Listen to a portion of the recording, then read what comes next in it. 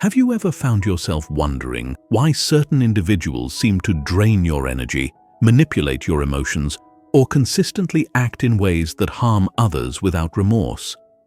Could it be that you've encountered someone who embodies true malice, a person whose actions reflect deep-seated malevolence? In this video, we'll take you on a journey to uncover the 5 unmistakable signs that you are dealing with an evil person. But this won't be just another casual list.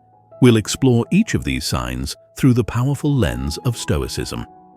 By the end of this video, you won't just learn how to spot manipulative and harmful behavior. You'll also discover how to protect your peace, maintain your inner strength, and respond with calm, rationality, and resilience, as taught by the Stoic masters like Marcus Aurelius and Seneca. With these lessons, you'll walk away with more than just knowledge. You'll gain the tools to safeguard your mind and soul from toxic influences, ensuring you remain in control of your life and emotions. Stay with us to the end, because recognizing these signs could be the key to living a more peaceful and empowered life. Now, let's dive into the first sign and explore it in depth. 1. The urge to control. In our complex human interactions, it is natural to care about others and want to guide them.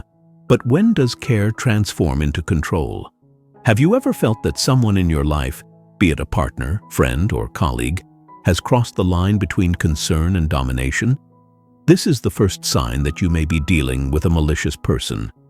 The urge to control the nature of control. Human beings have an innate desire to seek control. We want to feel secure, certain, and in charge of our surroundings. However, Stoicism, those who seek to control others, often disguise their intentions as acts of love, care, or protection. But ask yourself, is true love about limiting someone's freedom? Is genuine care about forcing someone to conform to your will? Stoicism asserts that real love and friendship are based on mutual respect and freedom.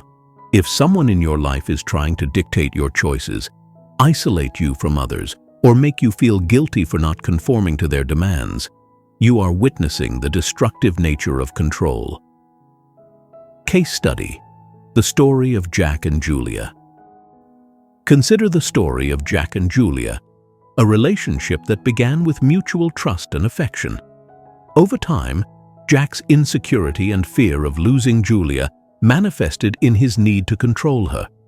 He started by questioning her friends, then by criticizing her choices, all under the guise of protecting her. Does this sound familiar? Have you encountered someone whose care felt suffocating, whose love seemed more like possession? According to Stoicism, what Stoicism teaches us? In Stoicism, one of the central tenets is that we must accept the things we cannot control, other people's actions, thoughts, and decisions. When someone tries to control you, they are acting out of fear, not love. A Stoic would recognize this for what it is, a reflection of the controller's internal turmoil. To combat this urge to control, Stoicism encourages us to focus on mastering our own emotions and reactions, rather than trying to shape the external world to our liking. Take a moment to reflect on your own relationships. Have you ever tried to control someone out of fear? Or perhaps someone has tried to control you? What was the result? Did it bring peace and harmony, or did it lead to conflict and resentment? Stoicism, as Seneca once said, "No man is free who is not master of himself." If we seek to master others, we will only create suffering, both for them and for ourselves. Instead, we should strive to cultivate inner freedom, where we can live harmoniously with the world as it is. The urge to control is one of the most damaging behaviors in relationships, but it is often just the beginning. When control doesn't work, many malicious individuals turn to another tactic: charm. But can you trust someone whose charm seems too good to be true? Let's explore this in the next section. The mask of charm. 2.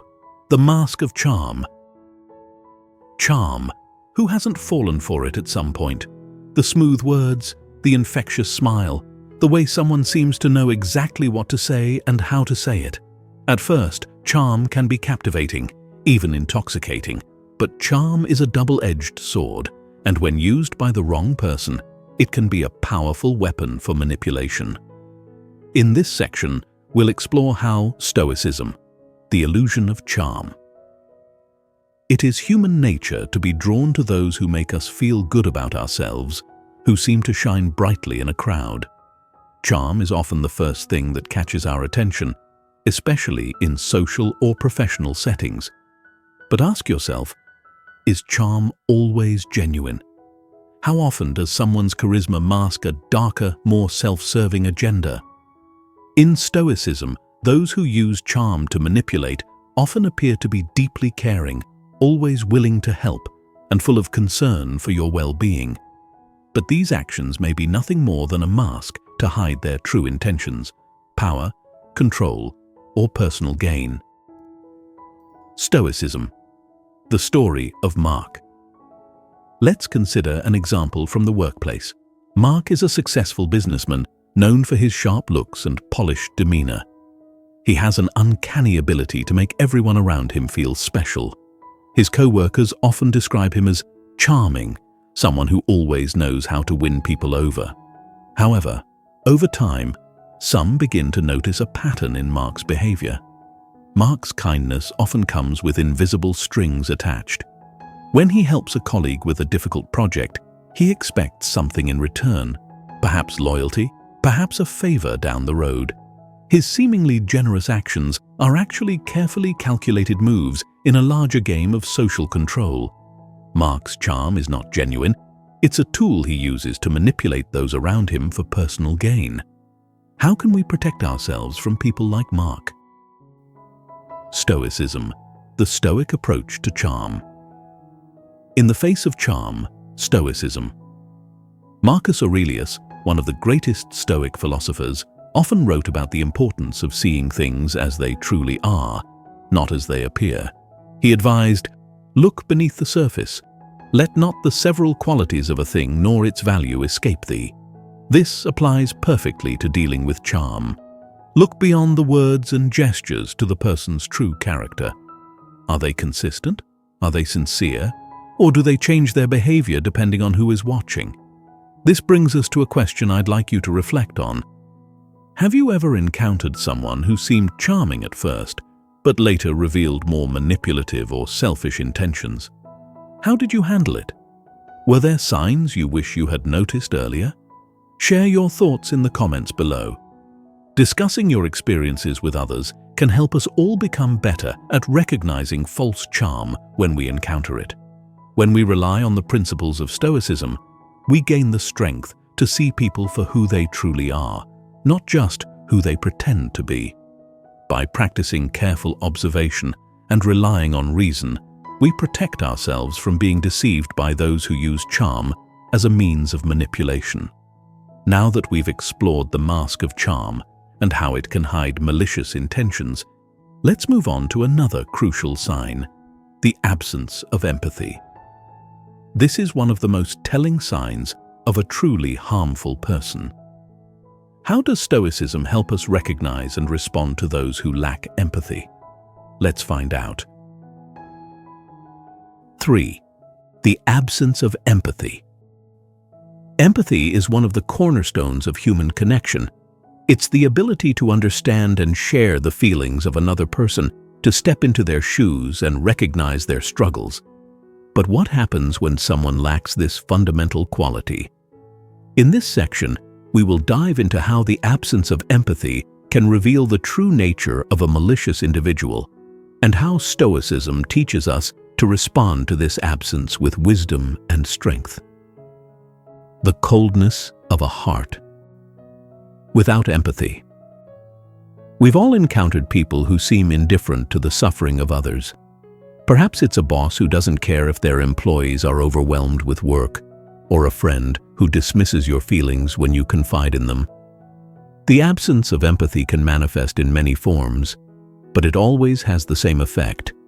It leaves you feeling isolated, unheard, and unsupported. When someone consistently shows a lack of empathy, it is a clear sign that they are not acting in your best interest. Stoicism, with its emphasis on rational observation and emotional resilience, teaches us to recognize this lack for what it is, a reflection of the person's inner character, not a measure of your worth. Case study: the CEO without compassion. Imagine a workplace scenario where a CEO is informed that one of their employees is dealing with a seriously ill family member. Despite the employee's obvious emotional distress, the CEO demands that they work overtime, refusing any leave. The CEO's actions show a complete disregard for the employee's personal situation and well-being. Instead of offering support, they prioritize productivity and short-term gains over the human element. This absence of empathy erodes trust and undermines relationships, not just in the workplace, but in any context. Stoicism reminds us that, while we cannot control how others behave, we can control how we respond. In this case, the employee might feel powerless, but a Stoic approach would encourage them to focus on their own dignity and well-being. Instead of allowing the CEO's behavior to dictate their emotional state, the employee could choose to maintain their composure and act with integrity.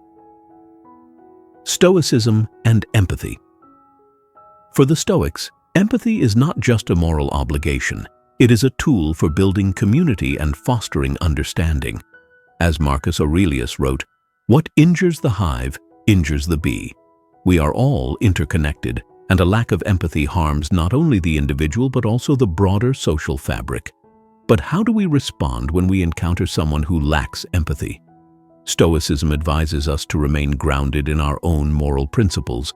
When someone fails to show compassion, it is not a reflection of our worth. Instead, it reveals their own limitations. We must practice compassion toward ourselves, ensuring that we do not internalize the coldness of others. At the same time, we should extend empathy to those who lack it, recognizing that their behavior stems from their own internal struggles. As you reflect on the absence of empathy, consider how you've encountered this in your own life. Have you ever felt ignored or dismissed by someone who should have cared? What did you do, and how did you cope? We still have 2 more important signs to discuss that could help you navigate these complex relationships.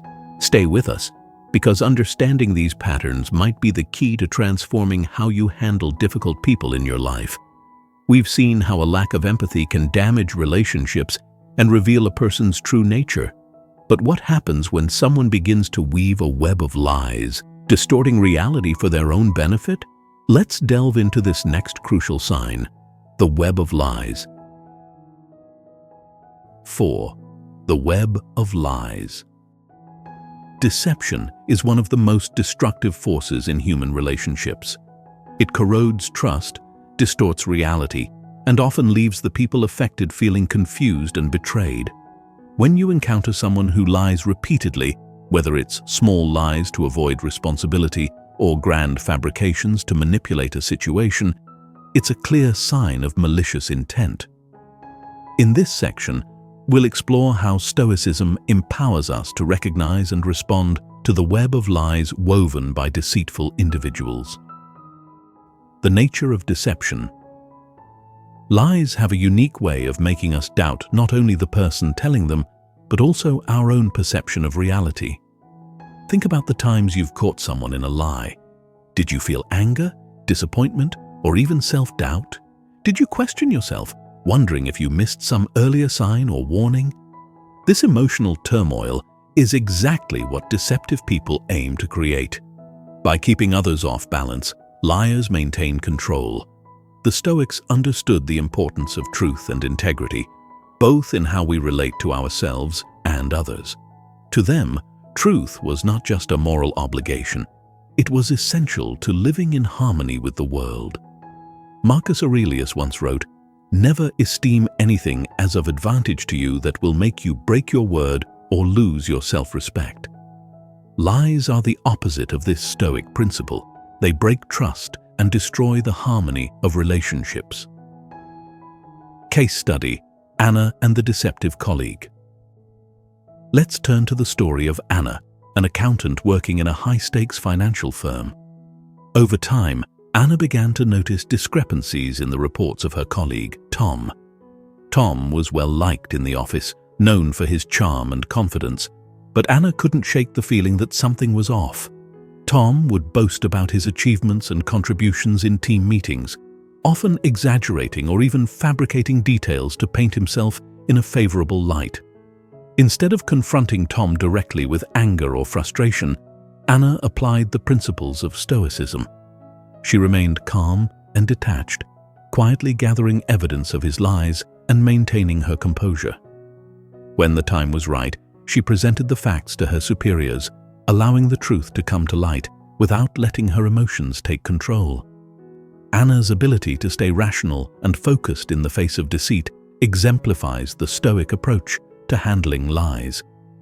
Rather than becoming entangled in the emotions that lies often provoke, anger, betrayal, and doubt, Anna chose the path of reason and clarity. Stoicism teaches that we cannot control the actions of others, but we can always control how we respond to those actions. Recognizing the web of lies. How can we recognize when someone is weaving a web of lies? It often starts with small, seemingly insignificant deceptions, perhaps a story that doesn't quite add up or a slight shift in the narrative over time. But as the lies grow, patterns emerge. You might notice that the person is inconsistent in their statements, or they react defensively when questioned. They may avoid direct answers or use charm and deflection to distract you from the inconsistencies.